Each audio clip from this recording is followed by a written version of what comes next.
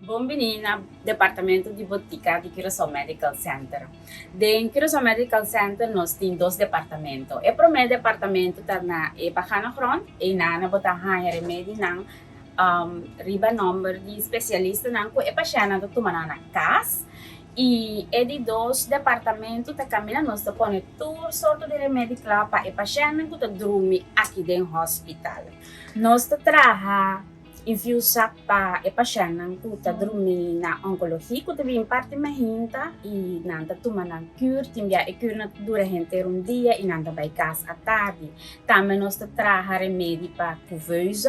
É prematuro não que nós está remédio também agora que tem a situação que nós está vivendo mundialmente para isso nós está ajudando não com certos países não que tem que guardar trabalhar todo dia que tem que pôr cada hora ou cada 2 horas na pompa não nos sistema digital está completamente novo comparado com os seios passou de seios nós estava trabalhar com papel, recepta, pero agora que tem Curaçao Medical Center nós trabalhamos turcos digital, turcos está guardado em cada de especialista não, tem computer e nós está acordar também, assim tem computer e depois é boticário não tá controlar essa aqui e hora essa aqui tá ok, nós propõe remédio não claro e nós tá manda não afdele.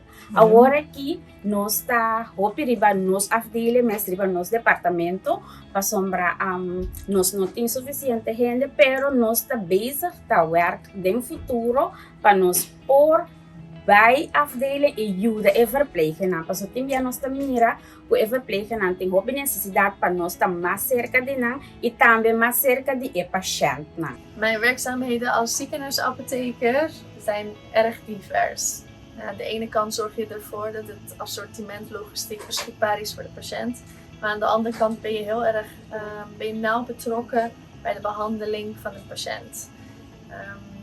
Wat wij als ziekenhuisapothekers op dagelijkse basis doen, is om ervoor te zorgen dat het juiste middel in de juiste dosering bij de juiste patiënt terechtkomt. Om bijvoorbeeld een voorbeeld te noemen, een patiënt dat opgenomen ligt wordt door een cardioloog gezien, maar wordt ook bijvoorbeeld door een infectioloog gezien.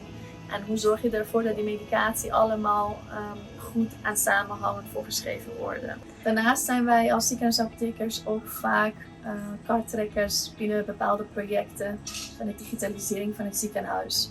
Zo hebben wij afgelopen maand een traject geïmplementeerd, het voorschrijven van cytostatica in HIX. Cytostatica zijn geneesmiddelen die je voor kankerpatiënten voorschrijft. Daarmee gaan wij ons verder inzetten voor een betere kwaliteit van zorg binnen het CMC.